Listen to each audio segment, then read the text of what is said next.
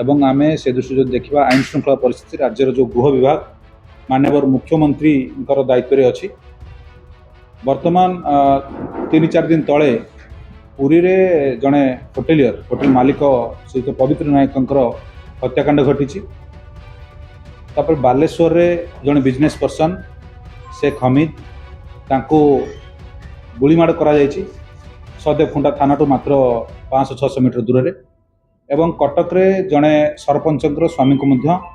गुलीमाड़ कराई से बर्तमान गुरुतर भाव में संग्राम कर मृत्यु सहित संग्राम कर मोर कहबार कथा है पुरी जगन्नाथंकर पीठ श्री जगन्नाथंकर पीठ सारा भारत वर्ष नुहे पृथ्वीर विभिन्न कोण अनुकोणु आगामी दिन में रथ यात्रा को सब भक्त मैंने आसबे। गत 23 तारिख दिन माननीय आईन मंत्री अध्यक्षतार पुरी रे द्वितीय कोऑर्डिनेशन मीटिंग होती रथ यात्रा एवं माननीय आईन मंत्री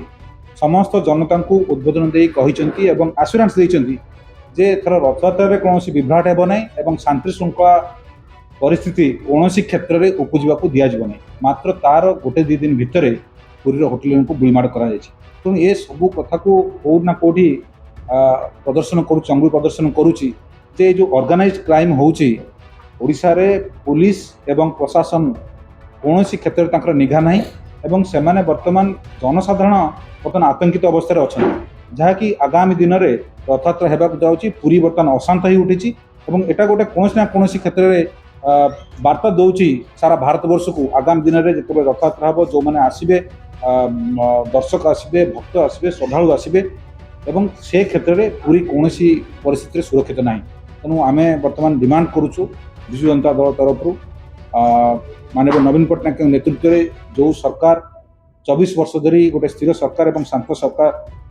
गठन करते राज्यवासी को शांति श्रृंखला परिस्थिति आम सब गोटे वातावरण सृष्टि कर बर्तमान पूरी अशांत होती पर्यटकों सहित श्रद्धालु समस्त गोटे